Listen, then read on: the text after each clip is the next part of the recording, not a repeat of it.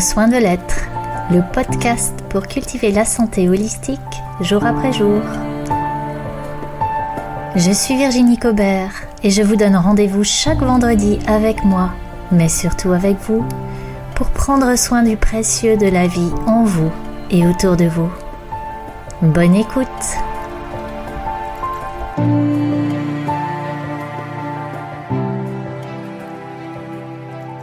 Bonjour à toi qui m'écoutes.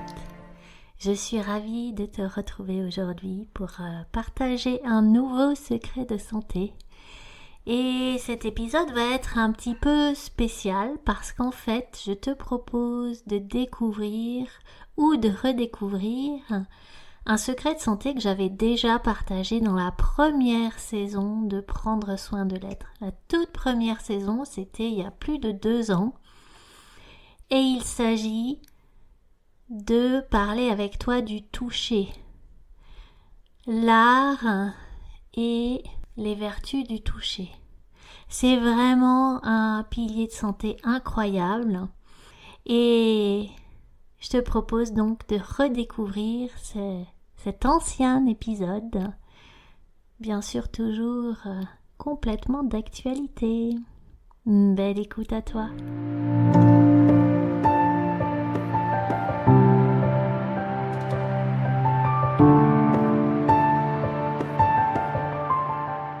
Bonjour à toi qui m'écoutes.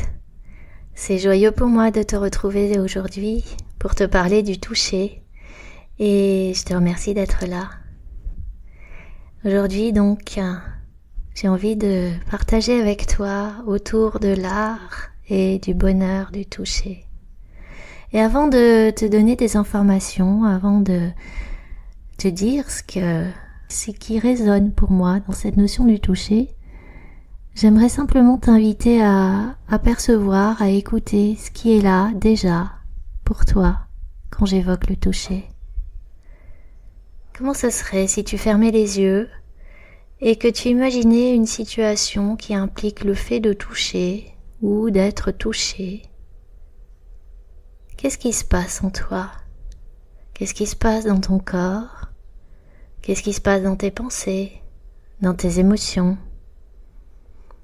Est-ce que ça peut être doux, serein? Est-ce que ça peut être confortable, sécurisant?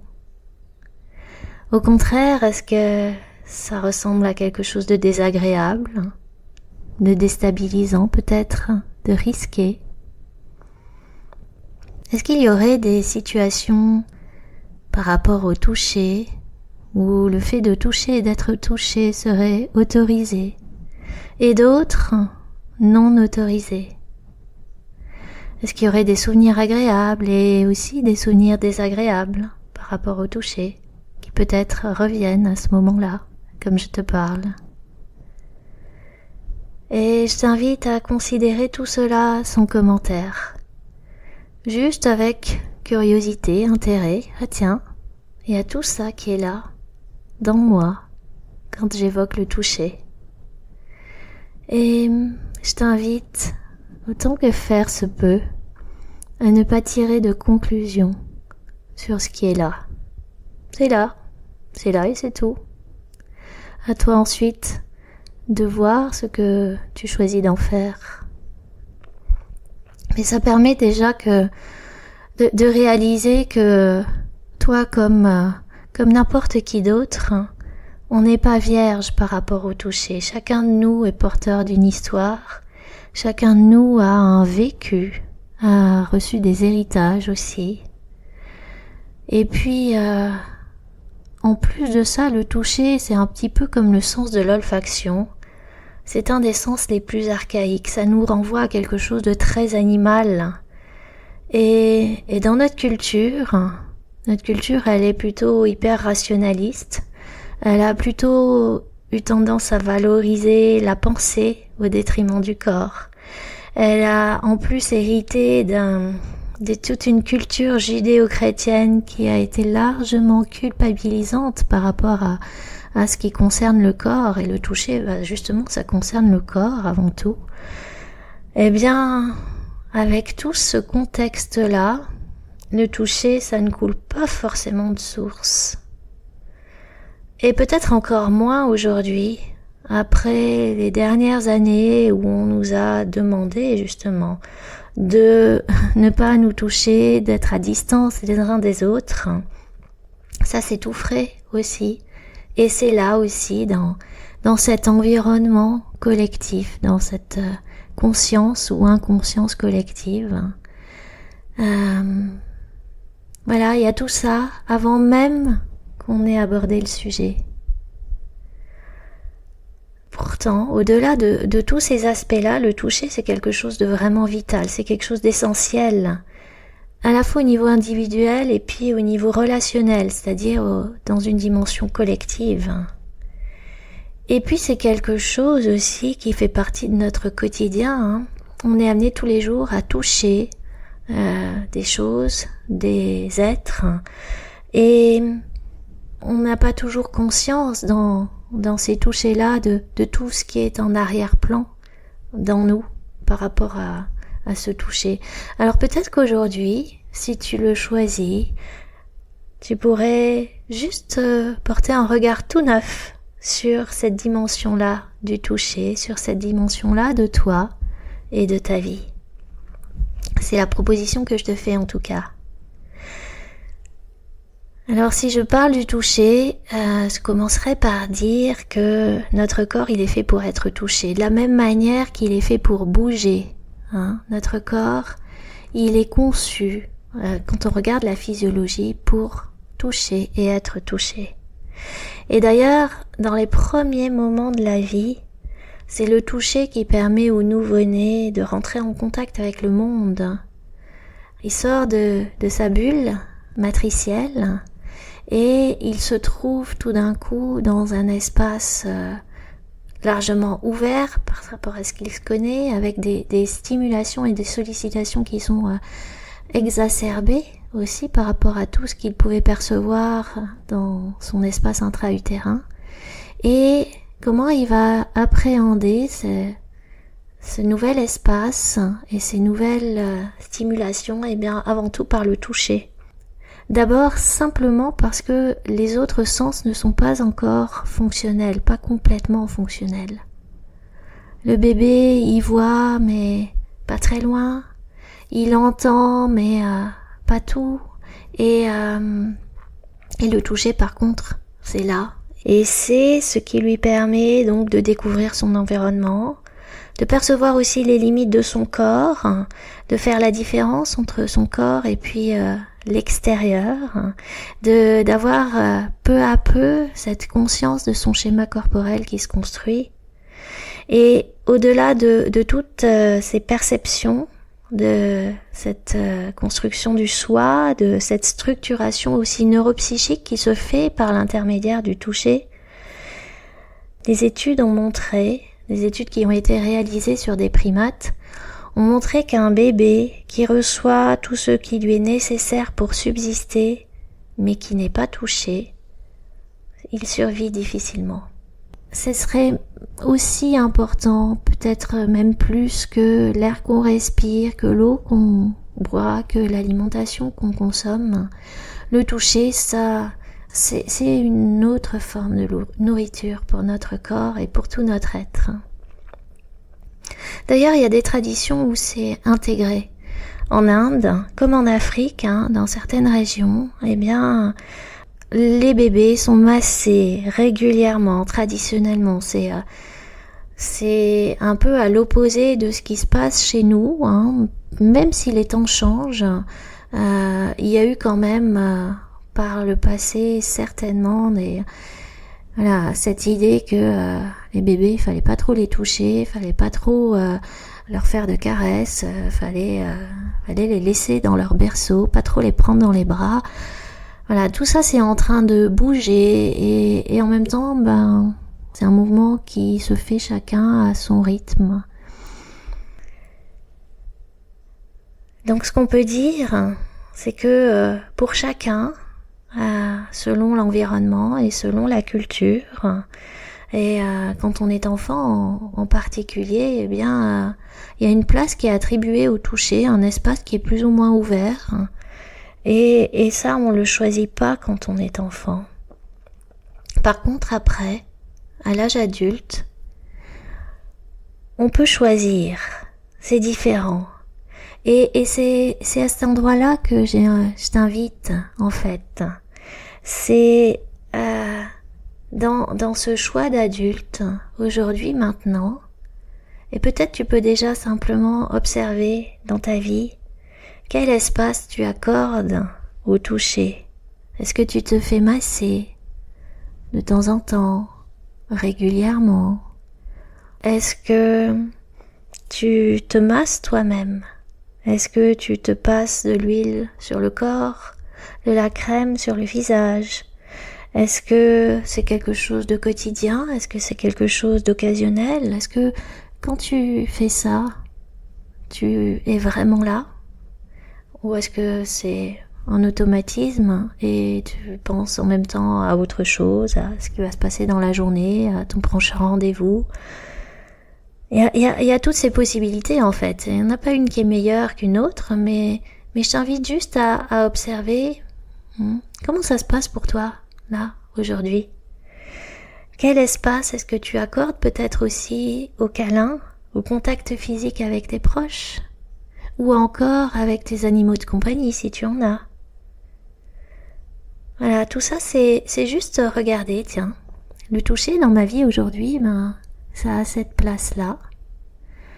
Est-ce que considérant que c'est quelque chose qui nourrit fondamentalement et qui fait du bien, possiblement, est-ce que ça me convient? Est-ce que ça me plaît? Est-ce que j'aurais envie de donner plus d'espace au toucher? Voilà, rien de plus. Alors ce qui est sûr, c'est que les vertus d'un toucher qui est doux, qui est délicat, qui est attentif sur le corps, aujourd'hui elles sont validées scientifiquement. On sait que ça permet d'équilibrer le système nerveux, que ça permet de détendre et de relaxer les muscles, les articulations, que ça permet de réguler la fonction cardiaque, la fonction respiratoire. Bref, on sait que recevoir un massage, c'est bon pour l'organisme et c'est aussi bon pour le moral. D'ailleurs, la recherche en neurosciences a récemment mis en évidence des fibres nerveuses qui sont spécifiques pour transmettre les informations reçues par un toucher qui est doux, qui est celui d'une caresse. Ça c'est spécifique, c'est unique au toucher. En fait, les autres sens n'ont pas l'équivalent de ces fibres nerveuses spécifiques pour une certaine qualité de toucher qui correspond au toucher du massage, au toucher des caresses. Comme si c'était tellement essentiel et fondamental, cette spécification, cette spécialisation du corps pour ce toucher-là. Ça peut illustrer aussi l'importance que ça peut avoir pour l'être. Pour l'être tout seul et puis pour la relation. C'est toujours le toucher, c'est toujours une question de relation. Ça peut être la relation à soi, ça peut être la relation à l'autre, ça peut être la relation au niveau collectif. Alors voilà, le massage, ça fait du bien.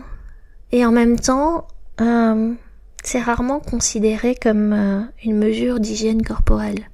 Vous savez, comme on peut considérer le fait de se laver ou de se brosser les dents. Le massage, c'est souvent quelque chose qui arrive un peu en plus, en extra, après les choses que l'on qualifie de véritablement importantes. Et ça, c'est une généralité. Et peut-être que pour toi c'est différent, ou peut-être que tu pourrais avoir envie que ça le soit. Est-ce que ça te donnerait envie, là, quand je te parle du toucher et de ces massages comme une mesure d'hygiène corporelle, est-ce que ça te donnerait envie peut-être de revoir tes priorités et de te donner, de créer dans ton quotidien de l'espace, de la disponibilité, du temps pour ce toucher régénérateur. Pour te donner directement dans une forme d'automassage ou alors pour recevoir d'un autre ce contact si soignant. pour être aussi vraiment présent et disponible dans les moments où tu es en contact avec les autres, avec tes proches, avec ton chien, avec ton chat, pour t'ouvrir ainsi à recevoir vraiment toute la contribution que tous ces contacts peuvent être pour toi, pour ton corps, mais aussi pour ton espace intérieur, pour tes relations. Moi, je peux voir, je vois très bien avec mes enfants parce que voilà, le toucher, finalement, il est souvent très présent avec les enfants, dans la relation qu'on peut avoir avec ses enfants. Et donc, je vois que mes filles, elles sont plutôt assez demandeuses de câlins. Et ce que je peux observer, c'est que moi, je les accueille parfois vraiment les bras et le cœur grands ouverts. Et puis, parfois, je ne suis pas disponible. Ben oui, parce que il y a d'autres injonctions, parce que par exemple, rentrant de l'école, après les activités extrascolaires, eh bien, il y a les devoirs à finir, il y a les douches à prendre, il y a un repas qui n'est pas prêt, et il y a aussi cette idée très importante pour moi que il y a 1 heure de sommeil, de coucher à respecter, et voilà. Et dans ces cas-là, en fait, moi, ce que je peux observer, c'est que c'est très clair. Il y a selon l'option que je choisis, en fait. Selon que je lâche sur tous ces paramètres du temps et de ce qu'il y a à faire, et que vraiment je me rends disponible et que nous prenons le temps de nous prendre dans les bras, de nous faire un câlin, de nous accorder, parce que c'est ça qui se passe aussi quand on s'étreint, il y a une sorte d'accordage qui se fait par l'intermédiaire du corps, au niveau de nos énergies, au niveau de nos émotions, et ça se passe au-delà des mots. Mais si simplement je me donne d'être là, dans cette rencontre-là, eh bien la suite de la soirée, souvent elle va être fluide, elle va être harmonieuse, souvent elle va être même joyeuse. Et au contraire, si je donne raison à toutes ces idées de ma tête, à toutes ces priorités que mon mental me présente, à toutes ces injonctions, et que je me rends pas disponible à cette rencontre, eh ben, pour sûr, la suite, ça va être la plupart du temps compliqué, chargé de tension, et pas du tout fluide.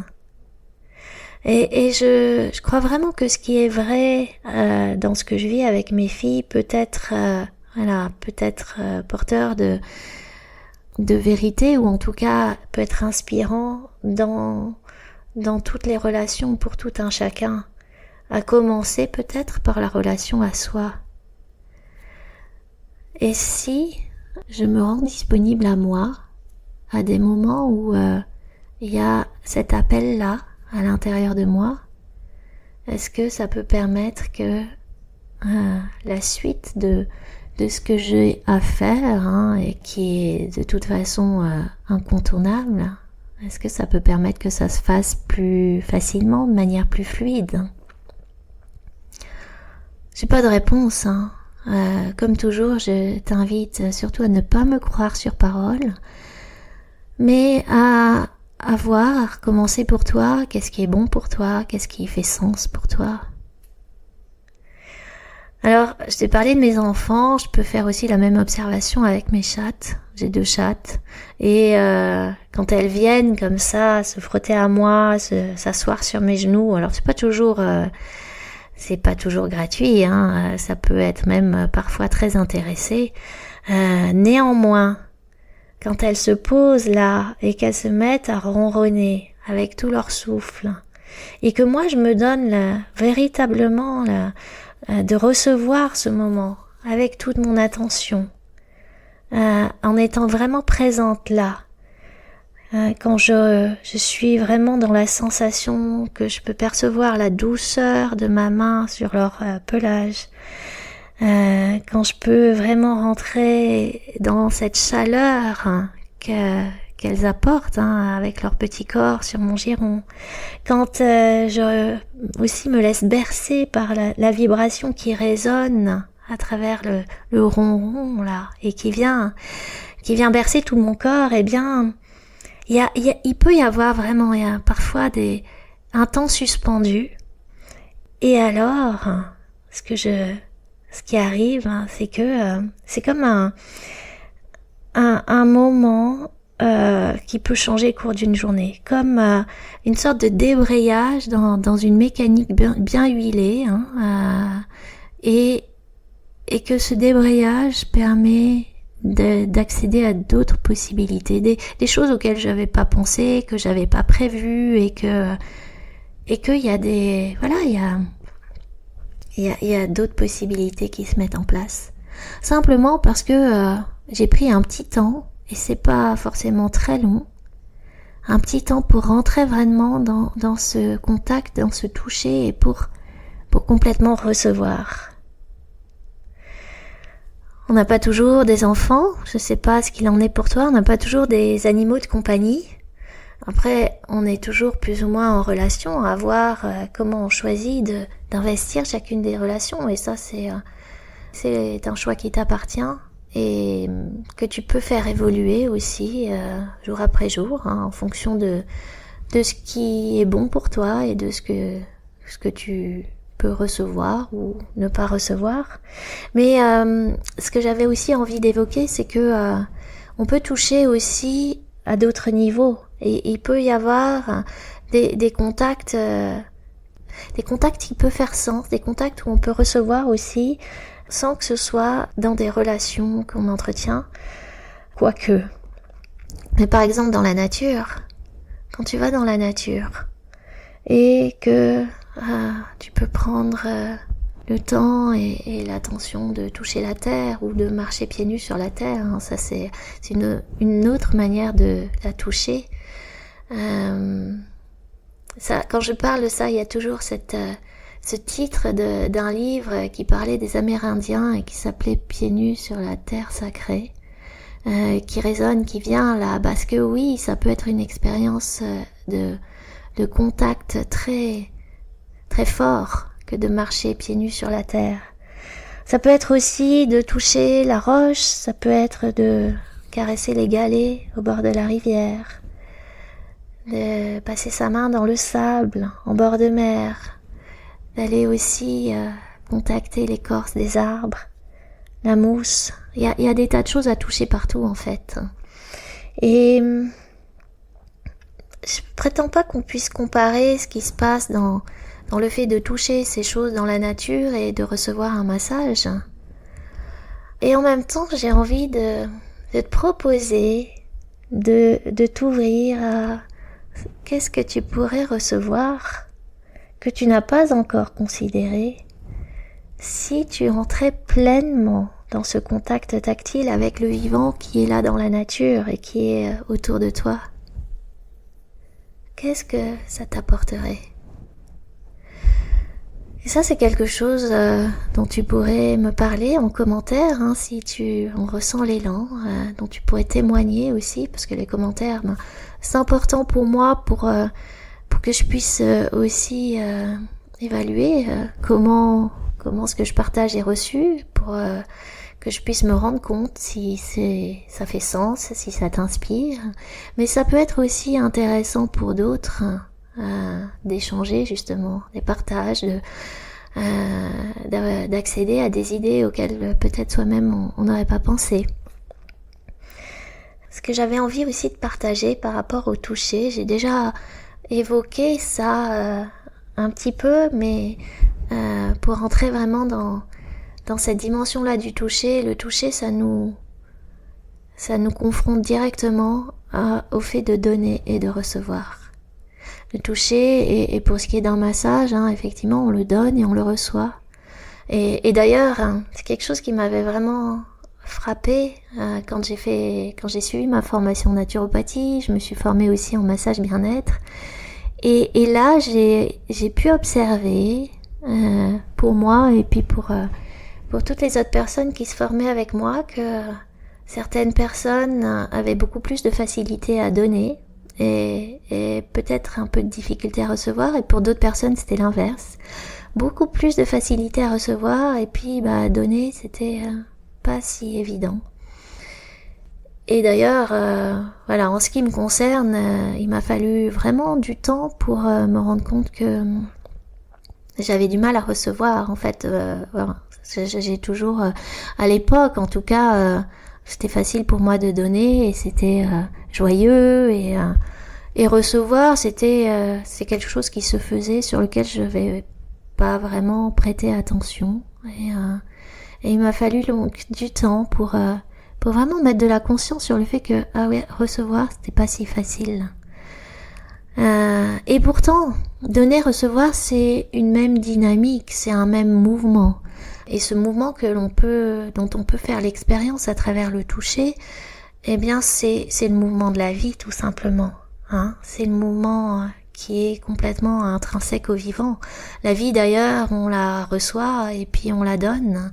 Et c'est à cet endroit-là aussi que, à travers le toucher, tu peux aussi rencontrer dans toi ce mouvement du donner et du recevoir et observer comment tu te positionnes, comment tu te perçois, comment tu te laisses aller à ce mouvement du donner et du recevoir. Comment tu peux donner autour de toi, de qui tu es, de tes talents, de ton unicité, et comment tu peux recevoir des autres et de la vie tout entière. Recevoir un massage, c'est une chose, mais recevoir tous les cadeaux que la vie a en attente pour toi, eh bien, voilà, c'est autre chose. Ça se présente en plus jamais comme on s'imagine que ça va arriver. Si on attend quelque chose, pour sûr, ça ne se passe pas comme on peut l'imaginer. Et c'est un peu toujours une surprise. Et comment on peut se laisser faire dans ce mouvement de la vie dont on peut recevoir tellement pour pouvoir ensuite le donner et le retransmettre à l'extérieur de nous. Et derrière ça, il y a encore autre chose, moi qui me touche justement beaucoup par rapport au toucher, dans cette notion de toucher et d'être touché. On fait référence au corps là, et c'est de ça que je parle depuis le début. Et puis c'est comment je peux toucher et être touché dans d'autres espaces de moi. Ça peut être au niveau émotionnel, affectif, ça peut être à d'autres plans aussi, dans des dimensions encore plus subtiles. Et là aussi, ma proposition aujourd'hui, c'est peut-être simplement d'observer à quel point tu peux te laisser toucher dans ton corps et dans tous les autres espaces de toi et accueillir ce que ça met en mouvement en fait, de se laisser toucher, et à quel point tu peux aussi t'autoriser, accepter de toucher les autres par exemple, et que ça mette en mouvement des choses autour de toi que tu ne peux pas contrôler parce que ça ne t'appartient pas, ça appartient à ce que l'autre reçoit et à son vécu dans son monde.